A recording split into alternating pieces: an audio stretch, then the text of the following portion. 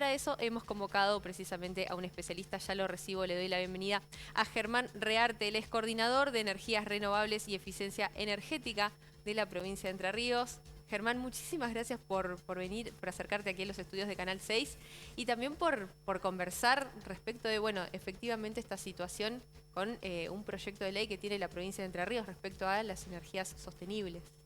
Bueno, no, gracias por la invitación. Por favor. De hecho ya no es un proyecto, es una ley, Muy es la bien. ley 1933.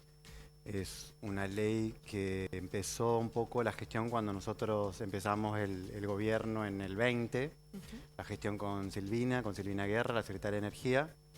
Veíamos que hacía falta dentro de las energías renovables un marco normativo más actual, revisar lo que había en la provincia y a partir de ahí, gracias a revisar varios proyectos de ley que estaban en el Congreso, en la Cámara de Diputados sobre todo, apareció un proyecto de ley de Logio, en el cual nosotros tuvimos la oportunidad de participar técnicamente en el proyecto, y ese proyecto fue aprobado unánimemente en el año 21.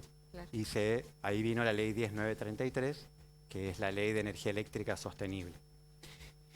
Esa ley requería de una reglamentación, que es un decreto que hace que las leyes sean posibles de ejecutarse. Es un decreto que firma el gobernador y que finalmente lo hizo ahora, hace poquito, el 27 de febrero de este año. Y ahora estamos trabajando en las últimas resoluciones que permiten, digamos, poner en práctica todo el articulado que tiene esta novedosa ley, tanto para la provincia como a nivel, te diría, país. Bien, para nuestros televidentes que están en sus casas ahora tomándose un mate, mirándonos a nosotros y escuchándonos hablar de energías, si podés precisarnos algunas cuestiones respecto de, bueno, cuando hablamos de energía sostenible o energías renovables, vos me podrás corregir qué término está bien y qué término está mal, a qué estamos haciendo referencia, de qué manera lo podemos registrar tal vez en nuestra cotidianeidad. Bueno, la energía eléctrica que viene en los tomas de nuestras casas viene en un 60% de, lo voy a resumir así para que se entienda, motores a combustión. Son equipamientos más complejos, pero funcionan con unos principios parecidos.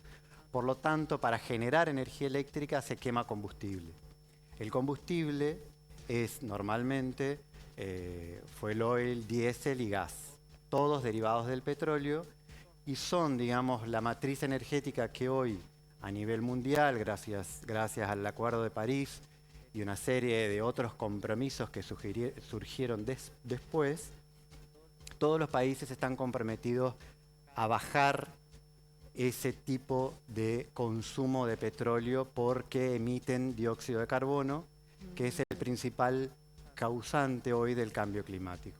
Esto se sabe desde hace muchas décadas, pero bueno, hoy con las temperaturas que se están alcanzando empezamos a palpar lo que hace muchos años ya nos venían diciendo. Entonces la sostenibilidad de la energía viene a partir del momento en que no usamos fósiles para generar energía eléctrica. ¿Cómo entonces hacemos para producir energía eléctrica que no sea usando combustible? Bueno, una posibilidad es las hidroeléctricas, o sea, usar un cauce de río para poder mover un mecanismo que a su vez genera energía eléctrica. Eso, el combustible es el movimiento del agua, digamos, entonces no se quema nada. Tenemos la energía fotovoltaica, que son, digamos, cristales que reciben los rayos solares y transforman esa energía electromagnética en energía eléctrica. Tampoco hay quema de combustible. Claro.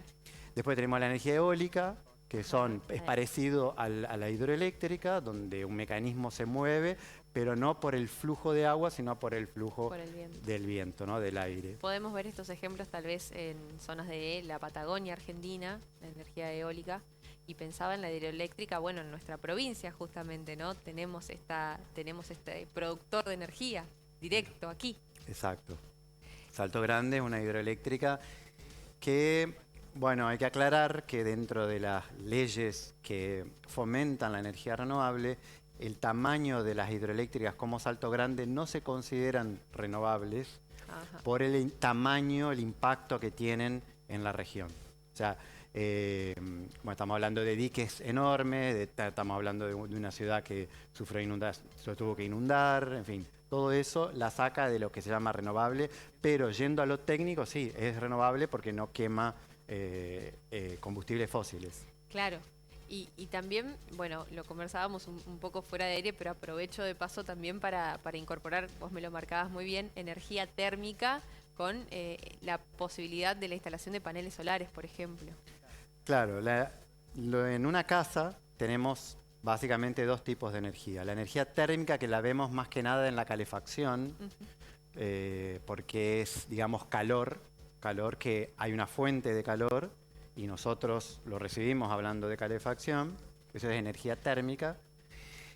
En el caso de que esa energía venga del gas, por ejemplo, que se combustiona y eso genera calor como el fuego. En el caso de la energía eléctrica, es otra energía, o sea, todo es energía, pero son distintas formas de energía. La energía eléctrica es una onda electromagnética que está en los tomacorrientes, ¿no? Entonces, calentamos agua en la cocina, es energía térmica. Calentamos agua en la pava, es energía eléctrica que se transforma en térmica. Claro, claro, claro, totalmente. Pensaba también, bueno, en este programa hacemos un poco un panorama general de lo que sucede también a nivel internacional.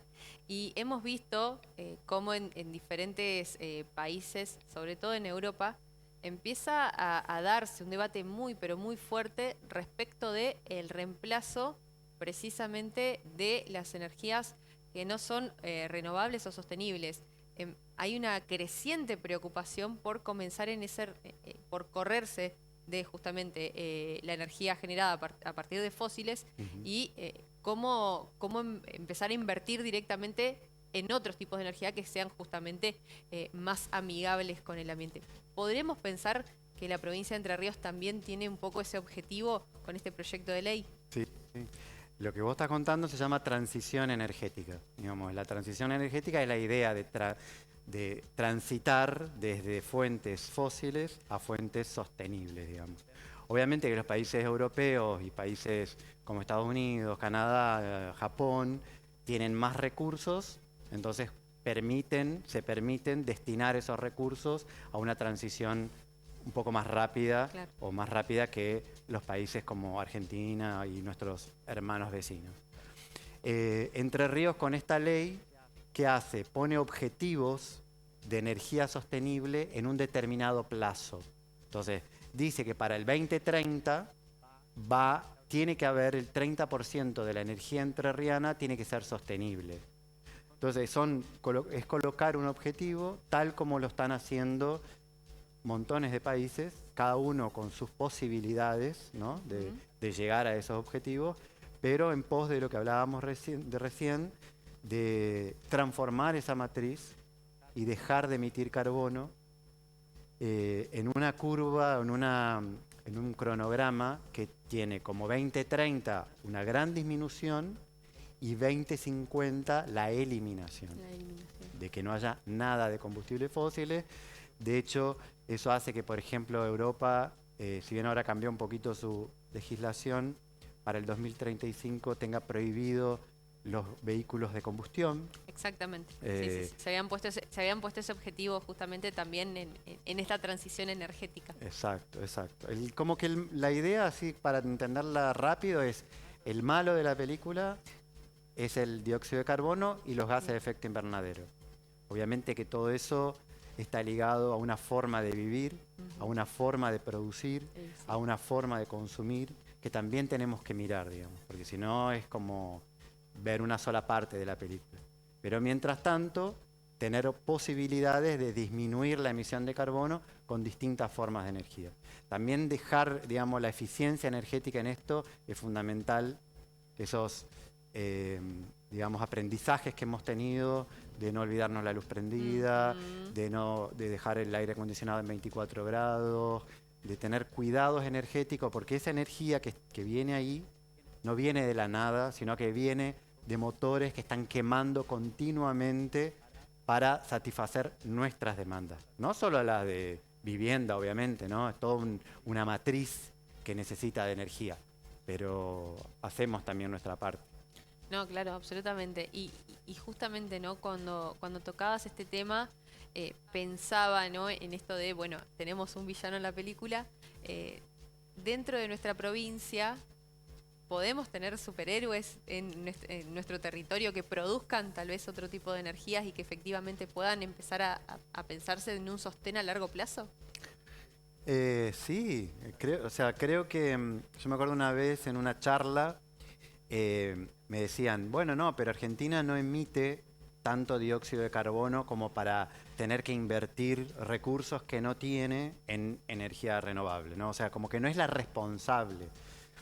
Y si bien ese argumento es válido, sí podemos, sí podemos guiar eso que decís vos, sí podemos tomar acciones que sean modelo para nuestra región para cambiar. Y bueno, desde lo normativo es lo que estamos haciendo en este momento. Esperemos que ahora dentro de poco todo eso se pueda implementar y hay un montón de industrias y personas que quieren instalar bajo este nuevo régimen.